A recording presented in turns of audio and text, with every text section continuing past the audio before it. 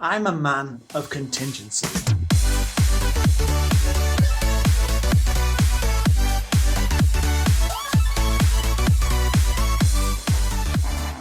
I have backup plans, I have plan Bs, I have alternatives. I like to try and anticipate my own mistakes. Whether it's leaving a duplicate of something important in a place where I walk around with, i.e. my bag, or setting reminders for myself, or leaving something important somewhere that I'm always going to have access to, like my keys.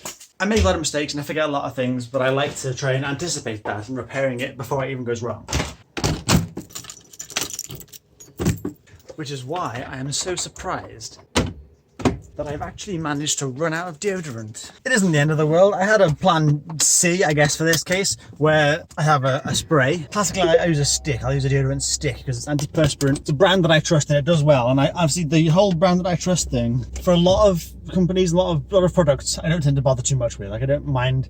I'll try value versions, you know? But for deodorant, I do end up buying something that I know works for me, that I can rely on, because that, I think, is the biggest part. I think if you're worrying that the deodorant you are using isn't going to be good enough, you'll sweat more anyway because you're worrying about it. So I use a particular deodorant stick because I get the best value out of it. I don't have to keep replacing it all the time because a spray, you waste so much of it. Same with like body wash, you know? And I squirt a handful of body wash for the shower in the morning. Half of it goes on the floor. So I use a bar of soap. I can rub just the bits that I need on my hands and bish bash bosh, we're good. Deodorant, same thing as a stick. But I've run out of all that, but I do have a backup of a fragranced Lynx can that I keep in my bag as well. At all times, it comes with me wherever I go, I have that with me, and that is fine. It's not antiperspirant, however, so it won't stop me sweating, so it's only going to be a very short-lived victory. But I showered this morning rather than last night, so I'm as fresh as I can be, and I sprayed some deodorant, kind of sort of fragrance smelling, you know, deodorant under my armpits. Got the hell for a lot of pigeons, bloody hell. Yeah, and sprayed that, it's fine. So I should be good for the next at least 6 hours or so. But at my lunch break, I'm gonna have to go get some deodorant. I just desperately need some. By the end of the day, I will be smelling. I think I'm particularly paranoid about that whole situation because when I was younger at school, I smelled. I was clean, I washed every day, like I wasn't dirty or anything like that, but I hadn't discovered antiperspirant deodorant by then. And I smelled, I stunk. So now as an adult, I'm very conscious about that. And if I smell like any kind of BO smell, body odor smell in the world, I'll be paranoid that it's me too. Hence why I usually have a backup stick in my bag and I have one at home, and I usually got a third one in my like travel case too. So whenever I'm traveling around somewhere, if I forget to pack my own, that one's already with me. So I've usually got all my bases covered, but it would appear that I've used all three up. So that is really, really annoying. But my backup of the spray is still okay, so I should be fine for the morning at least. I'm not going to sting while I'm at work, but I need to fix it quite quickly. It's also 1 degree right now, and it's apparently, according to the whole like real feel thing, where it tells you what it actually feels like on your skin with wind and stuff, it says -2, so that's lovely. But apparently, although the lowest temperature of today is going to be lower than yesterday, the higher temperature should be significantly higher. So whereas yesterday was somewhere between 7 and 4 degrees all day, today is somewhere between -2 and like 12. So at least it should get a bit warmer today, but it's starting off quite a lot colder. Well, flash forward 10 hours and I'm heading back home. What an interesting day. It's always a bit of a gamble when you have some time off.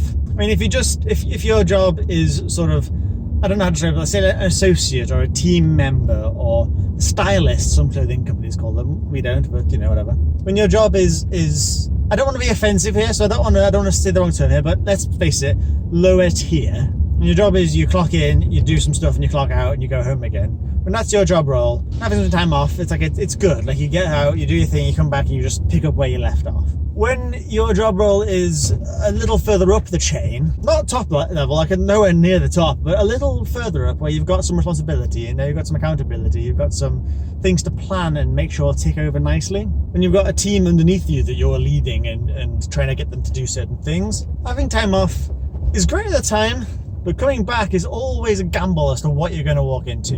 Like what's not been done, what's been done that's weird, what's changed that you might not agree with, you know, that kind of thing. So it's been somewhat eye-opening, shall we say.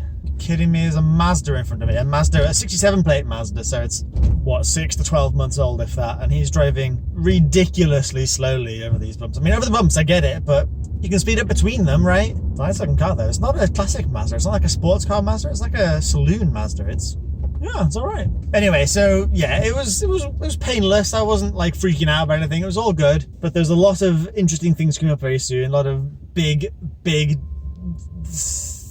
it's hard to say being vague, obviously, but a lot of things to plan, a lot of things that need to go off without a hitch.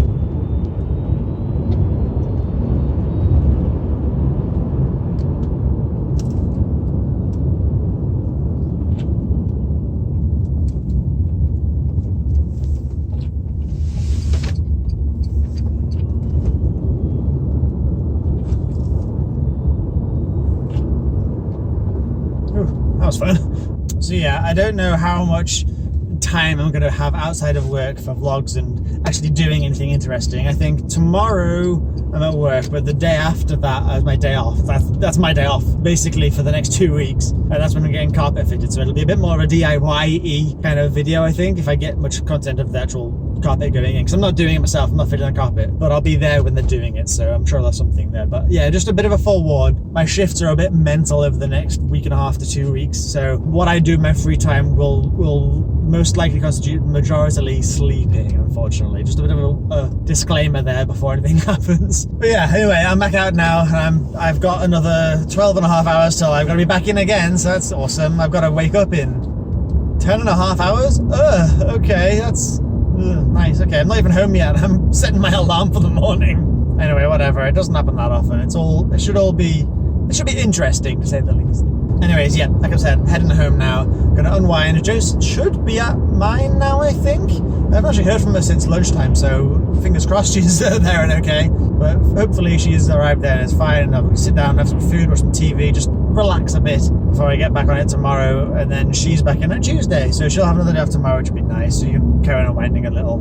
Now housework's all done and stuff. It'd be good for her to have a vegetation day like I did at the beginning of the week. Yeah, she's due one now, so that'll be good. Anyway, I'm going to put a podcast on and just carry on driving, because I'm very much into podcasts again. I go through phases where I don't listen to them for ages, then I listen to them back to back for months. And I am balls deep in stuff you should know, that's for sure. That's a very weird sentence.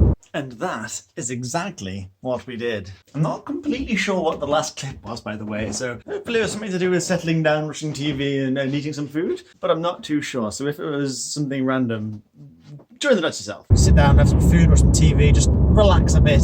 But I did just see a video online of a phone that has just been announced, which is basically the sequel to the sequel of this camera I'm recording on right now. So this is the LG G6 ThinQ, or Think, however you pronounce it. And there's been the G7, and there's also now the V40, I think it's called, which it looks very tempting. It's a bit expensive at the moment, but I'm due an upgrade next April, and I've been trying to find a phone that seems worthwhile upgrading as my main phone to it that isn't going to be Samsung. So I'm very tempted to still go for the S10 whenever that is announced, but I'm trying to move away from Samsung. And this LG V40 looks pretty damn good. It's got 5 camera lenses on it. Got the wide angle I'm using right now. It's got a narrow, high quality one, and a telescopic zoom one, like a 2x zoom, optical zoomed. So as long as it records in high quality and 60 FPS, and hopefully the front facing camera will do 60 FPS too. I don't know for sure that it does or not, but if it does, that could be a contender. Definitely not going to be purchasing it for now, but it might be the one that I upgrade to when the price comes down a little bit and when I'm due an upgrade anyway. It's not particularly news, but it was something that I saw and interested me, and I thought I'd share with you guys too. But this is the end of today's video, so I hope you have enjoyed it. And if you have, a like rating is very appreciated. But otherwise, I am still back tomorrow, 7 PM UK time, for the next daily vlog. So thank you very much for watching, and I'll see you all later.